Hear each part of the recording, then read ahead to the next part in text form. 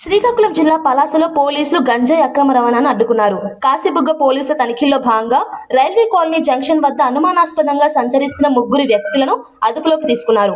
వారి వద్ద నుంచి సుమారు 6 కిలోల గంజాయి, 3 మొబైల్ ఫోన్లు, 2490 నగదు స్వాధీనం చేసుకున్నారు. పోలీసుల వివరాల ప్రకారం ఒడిశా రాష్ట్రానికి చెందిన రాంబే మునికుమార్, మెన్రేకుర్తి నందిని, మెన్రేకుర్తి రామకృష్ణ అనే నిందితులు ఒడిశాలోని ఉదయగిరి ప్రాంతం నుంచి ఆంధ్రప్రదేశ్లోని చిత్తూరు జిల్లాకు గంజాయి తరలిస్తున్న సమయంలో కాశీబుగ్గ పోలీసులకు పట్టుబడ్డారు. ఈరోజు మధ్యాహ్నం 2 గంటల సమయంలో కాశీబుగ్గ పిఎస్ దగ్గర రాబడిన సమాచారం మేరకు SI Sunil Kumar railway station దగ్గర రైడ్ చేసి ముగ్గురు వ్యక్తులు ఒరిస్సా ఉదయగిరి నుంచి చిత్తూరు జిల్లాకు ట్రాన్స్పోర్ట్ చేస్తున్న 6 కేజీల గంజాయిని పట్టుకోవడం జరిగింది. వారిని రేపు కోర్టు నందు జ్యుడిషియల్ రిమాండ్ తరలిస్తున్నాం. వీళ్ళకి ప్రీవియస్గా చిత్తూరు జిల్లాలో 3 కేసులు ఉండడం జరిగింది.